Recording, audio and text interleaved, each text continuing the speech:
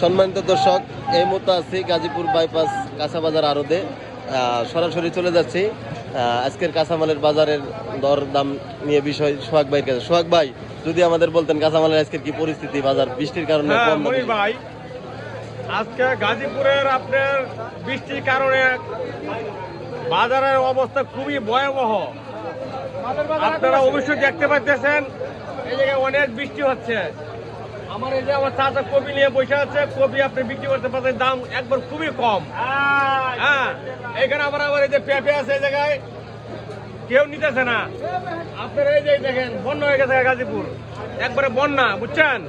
জি, বুঝতে পারছি। আপনার লোকজন খুবই কম, এই অনেক ছেলেরা বাসা থেকে বের হইতেছে না। কি কারণে বেরিয়েছে না ভাই? আপনার একটাই, আমি যদি বুঝতে পারছি, বউ বাচ্চা নিয়ে তারা বাসায় বউ নিয়ে আছে, তারা আসতেছে না। আমাদের কাঁচামাল বিক্রি করতে পারতেছি না। এই যে সকাল থেকে বসে রইলাম, একটি মাল আমরা বিক্রি করতে পারতেছি না। তো সম্মানিত দর্শক, যদ্দূর সোহাগ ভাইয়ের কাছে জানতে পারলাম যে আজকের কাঁচা বাজারের খুবই ভয়াবহ অবস্থা, করুণ অবস্থা, বেচা কিনা খুব খারাপ। তো আপনারা পরবর্তী ভিডিও আরো আমাদের কাছে আপলোড করবেন। আশা করি ভিডিওটি ভালো লাগবে, সবাই দেখবেন, লাইক শেয়ার কমেন্ট করবেন।